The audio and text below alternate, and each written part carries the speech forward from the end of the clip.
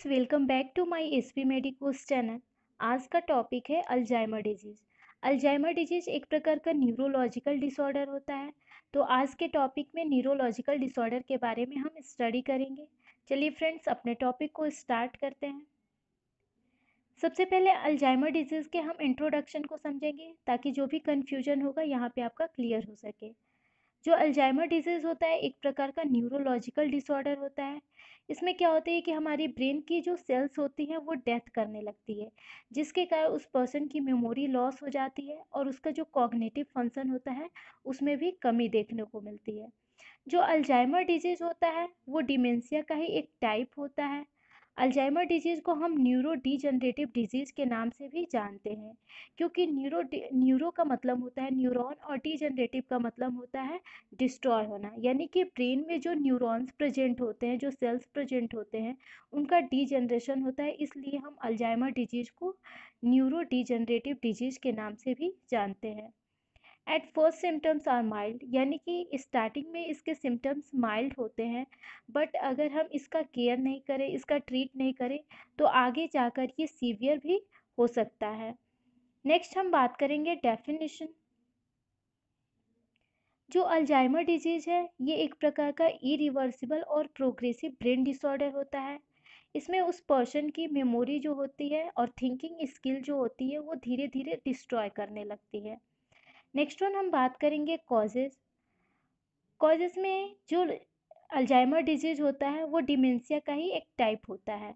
Alzheimer disease जो brain cells होते हैं उनके डेथ करने की वजह से होता है, या फिर एजिंग फैक्टर ओवर एज होने की वजह से होता है, या फिर अगर फैमिली हिस्ट्री है अल्जाइमर डिजीज का उसके कारण हो सकता है, या फिर जेनेटिक डिसऑर्डर की वजह से होता है, या वो पर्सन जो एक्सेसिव अमाउंट में अल्कोहल और स्मोकिंग यूज़ कर रहा है उस कंडीशन में हो सकता है, या फिर अल्जाइमर डिजीज सीवियर क्यों होते हैं, जब ब्रेन में बार बार इंजुरी हो रही है उसके कारण जो अल्जाइमर डिजीज है वो सीवियर भी हो सकता है, या वो पर्सन जो ऐसे इन्वायरमेंट में रह रहा है जैसे कि केमिकल इंडस्ट्रियल या फिर टॉक्सिक जैसे सब्सटेंस के पास वो रह रहा है, तो उसके वजह से भी क्या हो रहा है, उस पर्सन को अल्जाइमर डिजीज हो सकता है। नेक्स्ट वन हम बात करेंगे स्टेजेस। जो अल्जाइमर डिजीज है जनरली उसको 3 स्टेज में डिवाइड किया गया है: early stage, middle stage and last late stage. सबसे पहले हम अर्ली स्टेज के बारे में हम स्टडी करेंगे। In the early stage of Alzheimer, person may function independently, he or she still drive work and part of social activities। यानी कि ये अल्जाइमर डिजीज़ का फर्स्ट स्टेज होता है जिसमें पर्सन खुद पे डिपेंड रहता है, या फिर जो भी सोशल एक्टिविटीज़ होती है उसमें अपना हिस्सा ले सकता है और खुद की भी वो ड्राइविंग कर सकता है।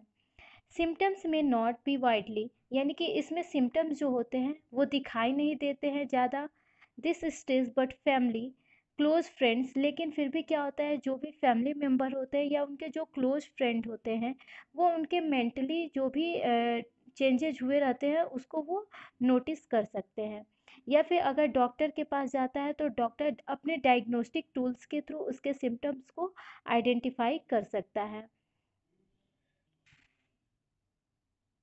नेक्स्ट वन हम बात करेंगे कि अगर अर्ली स्टेज में अल्जाइमर डिजीज़ है तो उस पर्सन को कौन कौन से डिफ़िकल्टी का सामना करना पड़ सकता है, जिसमें फर्स्ट है coming up with the right word और name.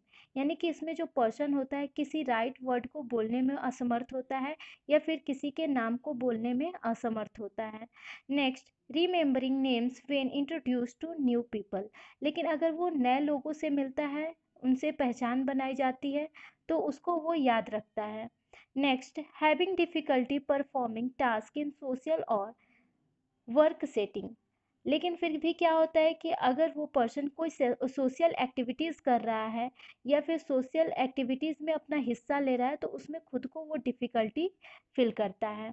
Next, forgetting material that what just read, वो तुरंत क्या उसने रीड किया है उस चीज़ को वो भूल जाता है। नेक्स्ट, लूजिंग और मिसप्लेसिंग ए वैल्यूएबल ऑब्जेक्ट, अगर किसी ऑब्जेक्ट को वो कहीं किसी स्थान पे रख देता है तो रखने के बाद वो भूल जाता है।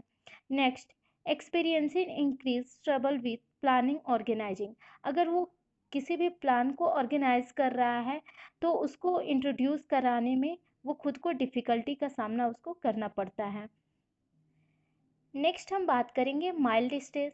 Mild stage Alzheimer is typically the longest stage.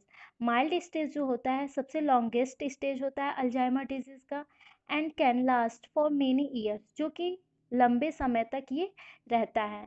As the disease progress, the person with Alzheimer will require a greater level of care.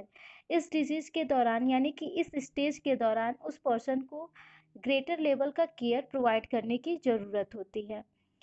During the middle stage of Alzheimer the dementia symptoms, क्योंकि क्या होते हैं middle stage यानी कि second stage के दौरान उस Alzheimer वाले पेशेंट को डिमेंशिया के सिम्टम्स प्रोड्यूस होने लगते हैं।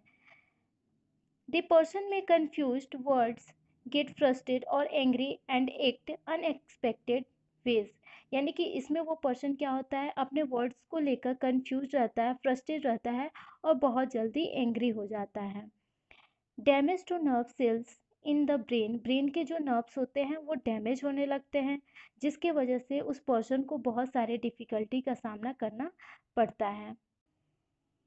नेक्स्ट वन हम बात करेंगे साइन एंड सिम्टम्स, यानी कि सेकेंड स्टेज के दौरान अब उस पर्सन में कौन कौन से साइन एंड सिम्टम देखने को मिलता है, जिसमें फर्स्ट है बीइंग फॉरगेटफुल ऑफ इवेंट्स और पर्सनल हिस्ट्री। यानी कि इसमें जो पर्सन होता है अपनी पर्सनल हिस्ट्री या अपने जो पर्सनल इवेंट्स होते हैं उनको वो भूलने लगता है। नेक्स्ट, फीलिंग मूडी और विथड्रॉन स्पेशली इन सोशली और मेंटली चैलेंजिंग सिचुएशन। यानी कि इसमें जो पर्सन होता है कुछ जो सोशल चैलेंजेज होते हैं या मेंटली जो चैलेंजेज होते हैं उस सिचुएशन में शामिल ना होकर वो पहले ही खुद को वहाँ से अलग कर लेता है। Next, being unable to recall information about themselves like their address और telephone number and high school और कॉलेज दे अटेंड। यानी कि इसमें जो पर्सन होता है अपने पर्सनल इंफॉर्मेशन को भी वो याद करने में उसको डिफ़िकल्टी होती है, अपने पर्सनल इंफॉर्मेशन को भी वो भूलना स्टार्ट कर देता है। जैसे कि उसके पर्सनल जो इंफॉर्मेशन होते हैं यानी कि अपना एड्रेस भूल जाता है, टेलीफोन नंबर भूल जाता है, हाई स्कूल और अपना कॉलेज कहाँ से अटेंड किया था ये भी वो भूल जाता है। Next, experiencing confusion about they are what day it is. यानी कि वो हमेशा कन्फ्यूजन में रहता है कि वो कहाँ पे है और वो क्या कर रहा है, इस चीज़ को भी वो भूल जाता है। Next, requiring help choosing proper clothing for the season और द ओकेजन। यानी कि अगर किसी फंक्शन में वो जा रहा है या फिर सीजन के अकॉर्डिंग खुद का जो क्लॉथ होता है, कपड़े होते हैं, उनको चूज करने में उसको डिफ़िकल्टी होती है, तो उस दौरान क्या होता है उसे दूसरे पर्सन की हेल्प की ज़रूरत पड़ती है। Next, having trouble controlling their bladder and bowels. यानी कि वो पर्सन अपने बॉवल एंड ब्लैडर पर कंट्रोल खुद का नहीं कर पाता है। Next, change in sleep pattern such as sleeping during the day and becoming restless at night. यानी कि जो अल्जाइमर वाला पेशेंट होता है उसकी जो स्लीपिंग पैटर्न होती है वो भी चेंजेज हो जाती है, जैसे कि वो दिन में सो जाता है पर्सन और पूरी रात वो बेचैन रहता है। Next point, demonstrating personality and behavioral change including suspiciousness and delusion or compulsive repetitive behavioral hand washing। यानी कि अल्जाइमर वाले पेशेंट की जो पर्सनालिटी होती है और जो बिहेवियरल होता है वो भी चेंजेज होते हैं। तो क्या क्या देखने को मिलती है अगर उनकी पर्सनालिटी और बिहेवियरल चेंजेज होते हैं, तो वो हमेशा पर्सन सस्पिशन में रहता है, डिल्यूजन जैसा कंडीशन देखने को मिलता है और ओसीडी जैसा कंडीशन देखने को मिलता है, जो कि ये एक प्रकार का साइकेट्रिक डिसऑर्डर होता है। नेक्स्ट हम बात करेंगे लास्ट स्टेज, जिसको कि हम सीवियर स्टेज के नाम से भी जानते हैं। जो लास्ट स्टेज होता है ये अल्जाइमर डिजीज़ का फाइनल स्टेज होता है, जिसमें कि डिमेंशिया के जो सिम्टम्स होते हैं वो सीवियर देखने को मिलते हैं। इसमें जो पर्सन होता है उसकी कॉग्निटिव स्किल्स होती हैं, मेमोरी होता है वो लॉस होने लगता है और साथ ही साथ ये सीवियर कंडीशन में चला जाता है।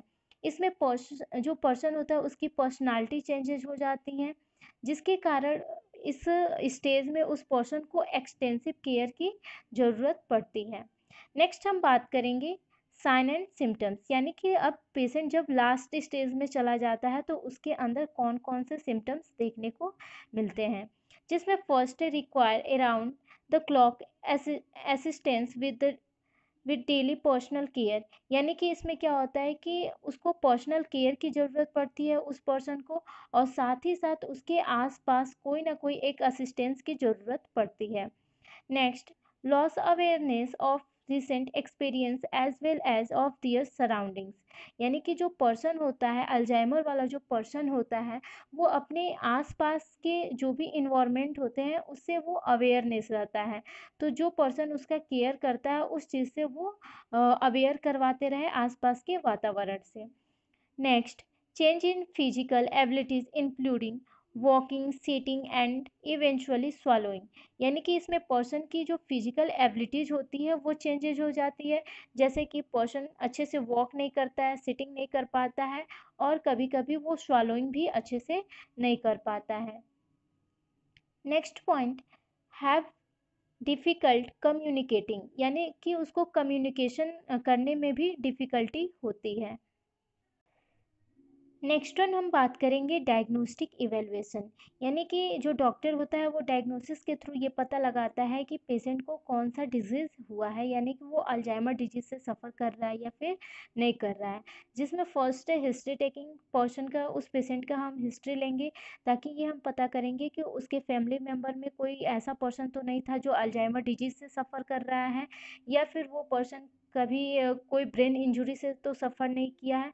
तो इस चीज़ का हम क्या करेंगे, उसकी पूरी हिस्ट्री हम कलेक्ट करते हैं। नेक्स्ट पॉइंट है फिजिकल एग्जामिनेशन। फिजिकल एग्जामिनेशन में जो डॉक्टर होता है उसके उस पर्सन के न्यूरोलॉजिकल फंक्शन को चेक करता है, जैसे कि टेस्ट के थ्रू उसके बैलेंस, सेंसेस और उसके रिफ्लेक्सेस को भी चेक करता है। नेक्स्ट, ब्लड टेस्ट करता है, यूरिन टेस्ट करता है, सीटी स्कैन और एमआरआई करता है, जो भी ब्रेन की जो एनाटॉमिकल पोजीशन होती हैं उसको चेक करने के लिए सीटी स्कैन और एमआरआई किया जाता है। नेक्स्ट होता है कॉग्निटिव असेसमेंट, जो कि अल्जाइमर डिजीज़ को डायग्नोस करने में काफ़ी हेल्पफुल होता है।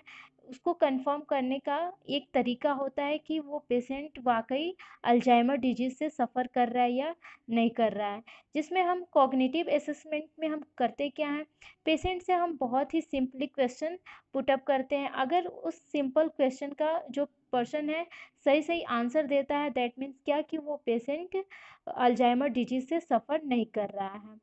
अगर वो कंफ्यूज होकर वो क्वेश्चन का आंसर देता है तो हम ये कंफर्म करते हैं कि वो पर्सन अल्जाइमर डिजीज़ से सफ़र कर रहा है, जिसमें कि हम क्या क्या क्वेश्चन उस पर्सन से पूछ सकते हैं, जैसे कि व्हाट इज़ योर एज, यानी कि उसके एज के बारे में पूछेंगे, या फिर हम ये भी पूछ सकते हैं कि वो क्या टाइम हो रहा है, या फिर कौन सा ईयर चल रहा है, या फिर ये भी हम पूछ सकते हैं कि वो जिस हॉस्पिटल में एडमिट हुआ है उस हॉस्पिटल का नाम क्या है, उसके डेट ऑफ बर्थ को पूछ सकते हैं। तो इस टाइप के जितने भी सिंपल क्वेश्चन होते हैं हम उस पेशेंट से अराइज करते हैं ऐसे क्वेश्चन।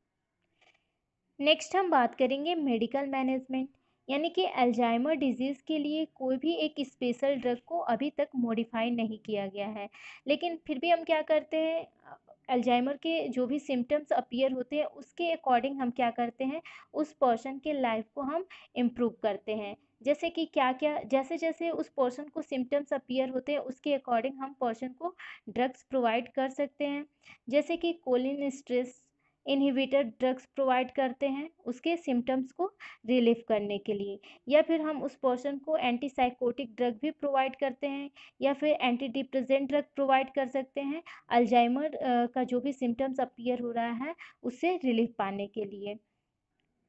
नेक्स्ट हम बात करेंगे मैनेजमेंट, जिसमें हम फर्स्ट है हेल्थ असेसमेंट, पर्सन का हेल्थ असेसमेंट करते हैं, उसको रेगुलर एक्सरसाइज के लिए हम एडवाइस करते हैं, साथ ही साथ उसके जो भी कार्डियोवैस्कुलर डिजीज़ होते हैं, डायबिटीज़ होते हैं, ओबेसिटी, स्मोकिंग और जो हाई ब्लड प्रेशर होता है उसको हम मैनेज करके रखते हैं। Next, following A worried and helpful diet, यानी कि पर्सन को हम हेल्पफुल डाइट प्रोवाइड करते हैं ताकि उनका जो हेल्थ कंडीशन है वो जल्दी से इम्प्रूव कर सके। Next, participating life long learning and cognitive training, यानी कि उस पर्सन को हम कॉग्निटिव ट्रेनिंग में पार्टिसिपेट करने के लिए लंबे समय तक के लिए कहेंगे। नेक्स्ट, इनकरेज इन्वायरमेंटल मॉडिफिकेशन, यानी कि जिस वातावरण में वो पेशेंट रह रहा है वहाँ के वातावरण को हम मॉडिफाई करके रखेंगे, ऐसा वातावरण बनाकर रखेंगे कि उसके दिमाग पे कोई भी बुरा असर न पड़ सके। Next, encourage the patient with health life style, patient के लाइफ स्टाइल को इनकरेज करेंगे। Next, provide music therapy, patient के जो भी एंजाइटी या डिप्रेशन से सफ़र कर रहा है तो उसको रिड्यूस करने के लिए हम पेशेंट को म्यूजिक थेरेपी प्रोवाइड करेंगे ताकि उनका जो माइंड होगा वो डाइवर्ट हो सके। ये था आज का टॉपिक फ्रेंड्स, थैंक यू। अब मिलते हैं अपने नेक्स्ट वीडियो में।